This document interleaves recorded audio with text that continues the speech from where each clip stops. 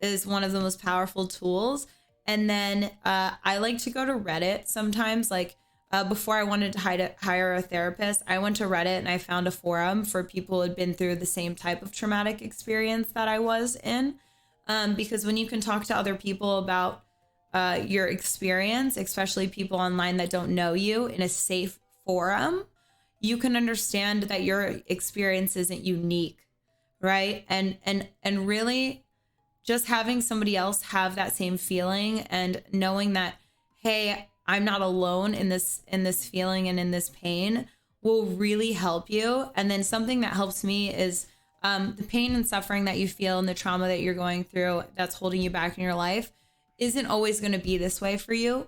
Life isn't always going to be difficult for you, and the pain that you feel isn't always going to be there. You can grow and you will get better. And you just need to keep reminding yourself that. Yeah, thank you. And but like also, how would I be able to, if I want to share my story of that traumatic experience? Like, I'm thinking of like to make it into like some type of like documentary slash cinematography way, but um I'm trying to make it seem like, but like I don't really have I have the idea, but I don't know exactly which way to go. Like, should I hire an actor to actually like portray what I was feeling at that time, or like maybe do like a voiceover? The first thing I would say is I would write down your story, and I would try and write it in a script format if possible, or just write it in a traditional, like how you would write your own biography. And then after that, I would say just film yourself, do it yourself. You know, tell your story yourself, because one of the most powerful things is telling your story yourself. Other people are going to connect with you and your story because it's coming from you and you feel the emotion. You can describe it best, and it's actually going to give you a lot of therapeutic release to do that. Yeah, I wasn't sure. Like, I was trying to make it seem. I'm not sure. To make it sensual, or like maybe have a guy and a girl. Like the guy will have that traumatic experience, and then the girl will somehow comfort him, but in a way like passionate and supportive, uh, type of sensual. But I'm not sure sensual would be the right way, but still in a way passionate, like supportive of his traumatic experience in like a documentary cinematography way.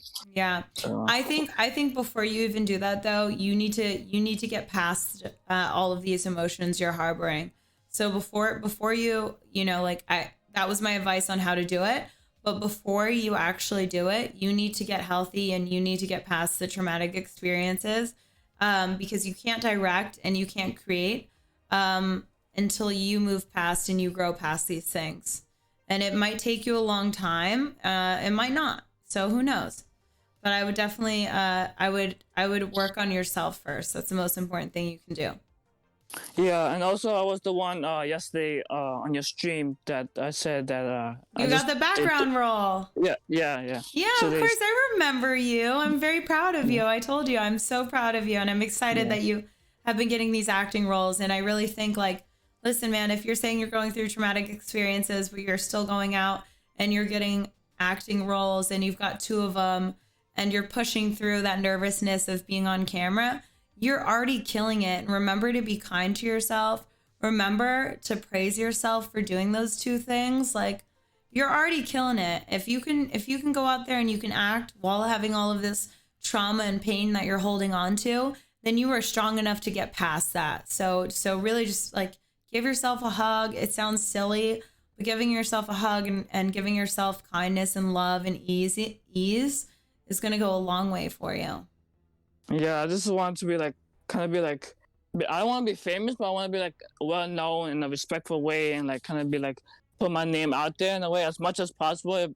Even though I don't make it big, but like Mm-hmm. still enough to say, oh, who's Louis, or how did he leave this? How, like when he, let's say if I was to die or whatever, however way, like, oh, he was known for this or he did this. But rather than saying, oh, he did nothing, oh, rather than kept quiet and he did nothing, You want a like he just legacy. like You want a legacy.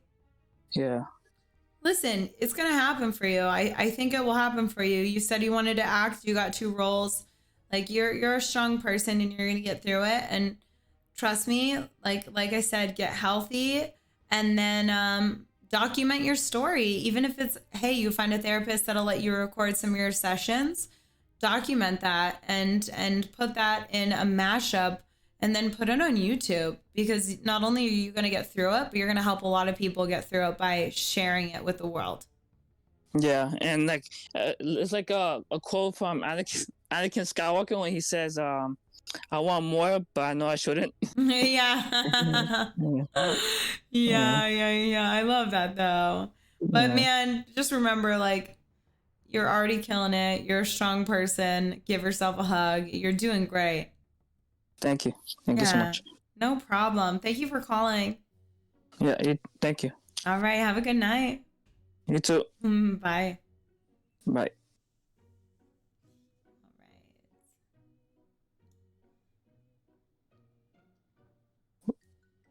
Okay, so I think we have a few more. Okay, so we have Caesar King from New Zealand, and he is 26. So let's see where Caesar King is. And then we have 2 more after him, and we're moving on to video games. Oh. Oops. God damn it. There we go. Let me slide him in. I can't slide him in. There we go. All right, Caesar King, how are you? Hello. How's it going? I'm good. How are you doing? I'm pretty good. Good. So what is your Yeah. question? I'm curious to know, like, how would you convey your good relationship with your ex to a new partner? How would I convey my what? My new relationship to what? Yeah. My ex partner? No, how would you convey a relationship you have with an ex partner to a new partner? Like, Okay, you're so still friends with them? you're dating somebody and you're friends with your ex and you want to talk about it to her. Yeah, and I don't want it to cause any jealousy or resentment between anyone. So here's the thing. If you feel like it could cause jealousy and resentment, then you already know the answer. You shouldn't tell her. Okay. Right? But there's Yeah. also the other thing. There's also the other thing, because you guys could have some maybe like still love for each other or something. Yeah. But my other thing is what makes you want to tell? Are you like, so how close are you to friends with your ex-partner? Well, we are still very close in a way. We have 2 children together, so we're trying to be helpful in showing a good example to children. So we're just trying to figure that out. Okay, so having children in the mix is so different. So I would totally answer this question different.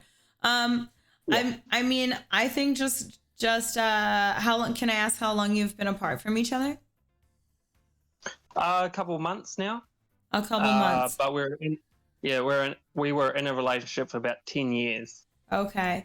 And if you've been away from her for a couple months and you're in a new relationship, why can't you wait another 6 months before you tell her you're in a relationship? Is it because you're bringing the kids into the mix?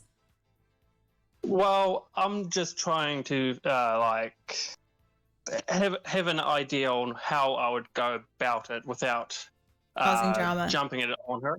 Yeah. So if I were you, honestly, I would do one of 2 things. I would either not tell her until you're further in the relationship, because if you've only been apart for a little bit, the current relationship that you have might not be a lasting relationship, right? So you could tell her, and then all of a sudden you're not even with this person in like another month. Otherwise, I think the best thing you can do is, if dealing with her is amicable and you trade off the children amicably, I would say, hey, like, let's meet at a coffee shop. And then I would just sit down with her and have a coffee and be like, listen, I'm really interested in someone, and I just want to tell you because I want to be polite. And I want you to know, maybe I'm not going to bring the kids into it and have her meet anybody, but I just want you to know so you're not blindsided. And I want to do the right thing in this situation. And I feel like that will be totally appropriate and they'd be okay with it. Okay, yeah, I see what you're saying. Yeah. Yeah, I just think as long as you keep the kids away from it until it's like 6 months on, I think you're good. Yeah, yeah. I just don't want to blindside the new partner with me having kids, and then I've got responsibilities as well, and I don't Oh, want it to. Yeah, well, you should tell the new partner you have kids. There's nothing wrong with that. yeah, yeah, I I yeah, I yeah. I haven't met any. I've met a few guys and dated guys with kids, and it's not. As long as you tell her like relatively soon, I don't think it's a blind side at all. Yeah. I